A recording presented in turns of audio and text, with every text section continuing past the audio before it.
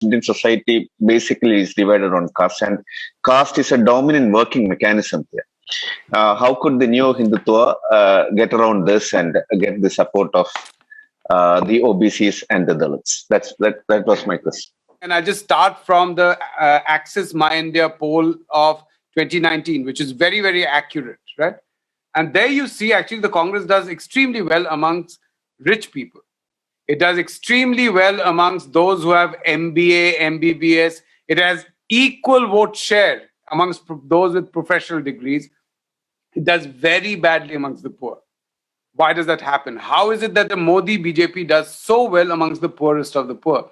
And actually, I have, from 2014, I've been trying to think about it. What has caused? So what do you think led to the total wipeout of leftists in the West Bengal? Because the BJP is coming out in a big way in West Bengal. Your opinion? I'm saying that I come from a leftist family, and my uncle, my father's youngest brother, is a member, an active member of the West Bengal CPIM. And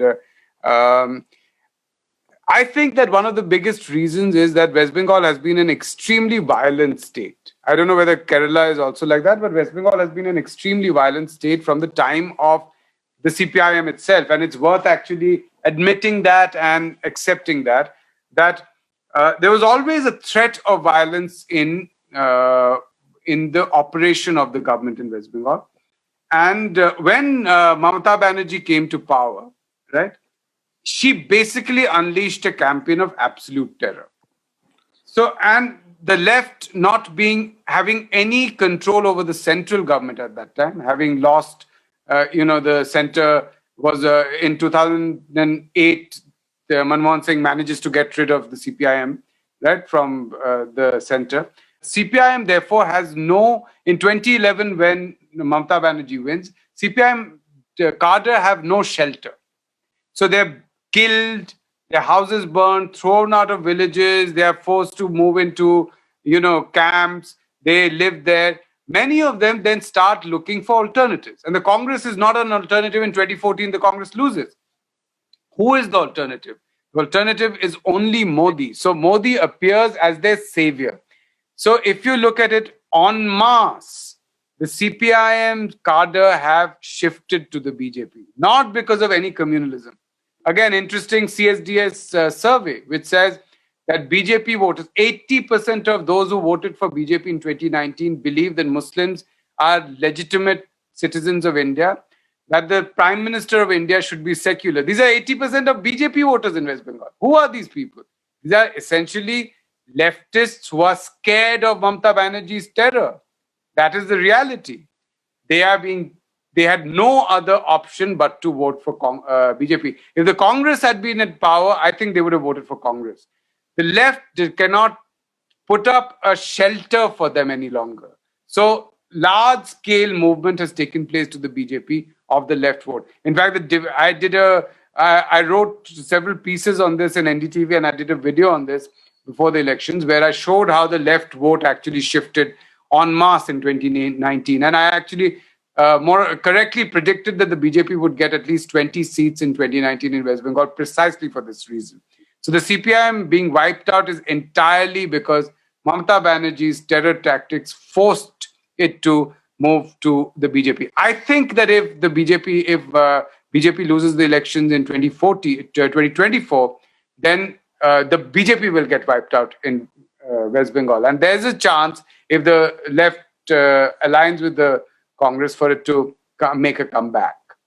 If the center gets defeated. I think the reason the BJP has done well in West Bengal is entirely because Modi is at the center. And if Modi loses or the BJP loses and the Congress comes, the Congress will do well because there is a groundswell against Mamata Banerjee, which cannot be seen through the election results because the groundswell suddenly appears in West Bengal. What do you think is the future of the mainstream left in India? Mainstream left in India, I think that it's a difficult future. And I think that the future became difficult, except in Kerala, because of its own unique history, where it has a certain different space. I think the future became difficult, everyone knew from 89-90 when the Soviet Union collapsed, right? Because it became increasingly easy to suppress the left. My father was, as I had said earlier, he was a trade unionist. He was a teacher. He was a university teacher in Delhi University, but he was also the founder. He kind of founded the Delhi University Teachers Association. And he was the campaign manager and planner for the CPIM candidate in 1977 against Devi Lal in Haryana. And one of the things the reason they were able to do that is because there had been a teachers movement and a student movement there. So in that pocket, the left had become popular. Right?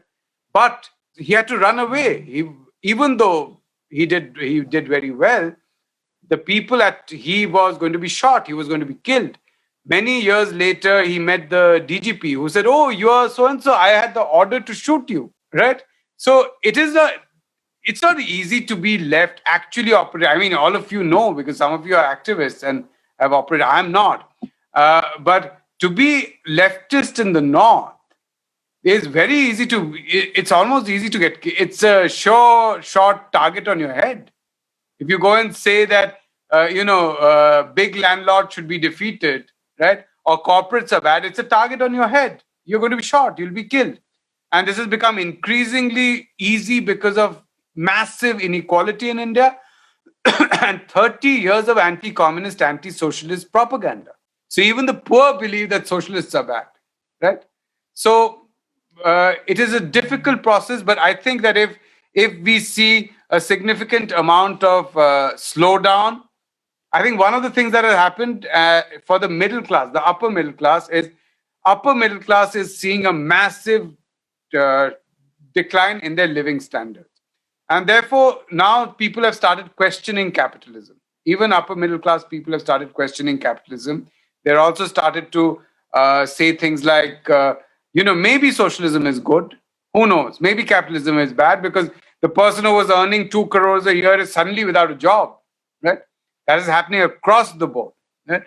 So maybe that will give a space for parts of the elite to take another look at mainstream media, left, and support it, be more vocal about it. That is the hope one can have. When we saw this lockdown coming up about this time last year, and there were so many people walking from Delhi back to rural India, and you could actually tell the caste of these people. These are most probably Dalit or Muslims who are walking back from cities, who probably had so fragile jobs that they couldn't survive there in a lockdown. So I have this intriguing thought because I think I should introduce my point. I'm not a leftist. Even though I was in SFI and all, but that's because of peer pressure. I'm not a leftist, but I still think. How do you think something as generalized as a lockdown affects a group of people who you can just look by their dress, by how they look, and they just fall down, dying on their roads, and we know who these people are. And yes, how do we historically look at Muslims and the caste system in India, and just not see that caste in India is, or class in India is basically caste. So I would like to invite your thoughts on this. So let me start with a slight contrary view on the lockdown and people leaving. I think that the reason people left was, and again, this is going to be a provocative statement to make, but I actually tried to cross-check it with many reporters who then tended to agree with me on certain issues and did not agree with me. I think people left because they were promised money in their villages. Because the government was giving money and food to people in villages, right? And I know, for instance, a carpenter who does work in my house every now and then. And right at the beginning of the lockdown, he said that I have no money. What should I do? So I transferred 10,000 rupees into his account. And then I heard that he has gone back to the village. So I asked him that what happened.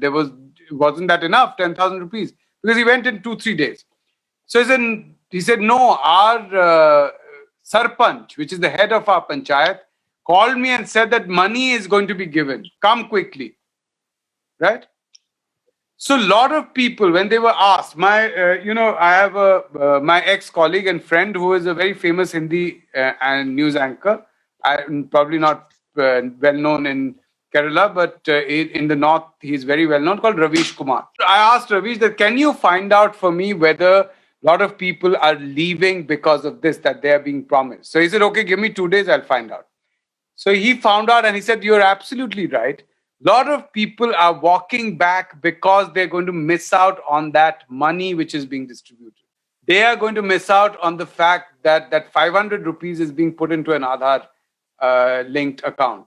They're going to miss out on the free ration that's being given.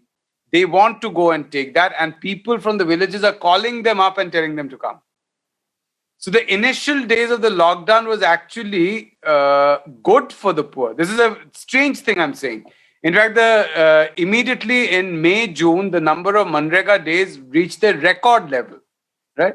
Because the government provided Manrega work to these people. After that, things started collapsing. But coming now to your point about how easily we look at these people and can make out, you're absolutely right. Now, I would have to say that my own idea about caste has changed significantly in the last 20 years. Because caste actually is both a hierarchy, but also a community.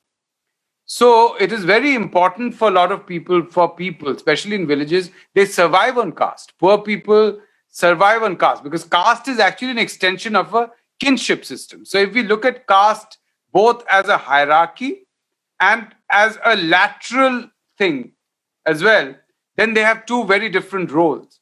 So, a person who's a Paswan, as in Ramvilas Paswan's community, a Dalit, can actually, a poor person can go to Ramvilas, could have gone to Ramvilas Paswan and said, you're doing nothing for me. I am from your caste, right? And Ramvilas would do it because he would get the caste as an identity is a very strong and at the level of a jati, strangely egalitarian. People belonging to a same caste actually have a certain degree of equality despite monetary differences. But in terms of hierarchy, it is very clear. As you said, you can look at them and you know that they're Dalits. You look at them and probably Muslims. It is I just looked at the CMI data from 2019. If you look at the decline in employment, the biggest decline in employment has been amongst Muslims.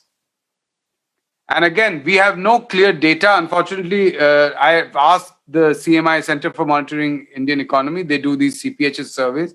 I've asked them whether they can provide me this data. I don't have the money to do it. So if they give it to me for free, which they very kindly often give, then I'll get it. One of the things that I want to see is that, you see, Muslims in India, I'm coming to Muslims specifically, have never got government jobs. They've been always kept out of government jobs, right? Even corporate jobs do not take Muslims. Like, let's say, the mercantile caste-dominated corporate jobs will keep Muslims out. So the proportion of Muslims amongst self-employed is very high relative to their population. This one can see even in the various committee reports, right, which come out. So they are self-employed. What do? They are tailors. They work in garment factories. They are across India. They work as car mechanics, right? In a lot of North India, car mechanics, running small, and car mechanics and running small mechanic shops is across India one of the biggest employers. You'll be surprised to know that. Even the government's data tells us it is one of the biggest employers, right? With the spread of cars in India and utility vehicles and two-wheelers. So Muslims occupy that, which is why in Hindi, the right wing calls them puncture wala, people who fix punctures. I used to think, where has that come from? It is because they do this work. They have no other options. So what has happened is that one of the reasons why we have increased hatred for Muslims is because of the decline of government jobs. And this will be strange because if there were government jobs, then the upper caste Hindus would always get it. Right? It is a great thing to have a school teacher's job or a small peon somewhere, or you would be an upper caste in that you've got a job. as government jobs have collapsed in the last 15, 20 years, most Hindus are actually competing in the self-employed space. And there, the competition with Muslims is pretty high. In North India, in Delhi, for instance, Uber and Ola drivers have a very high representation of Muslims. Zomato delivery people, very high representation of Muslims, much higher than their population, right? So this is where suddenly these people are competing and they're saying that these people are taking away our jobs. The older lot never felt that because Muslims were never competing with them. If you went to become a school teacher, which Muslim was being allowed to become a school teacher or a college teacher? If you were becoming an IS officer, which Muslim was competing against you? If you were going to get a Class B officer's job, who was competing? So you could be secular.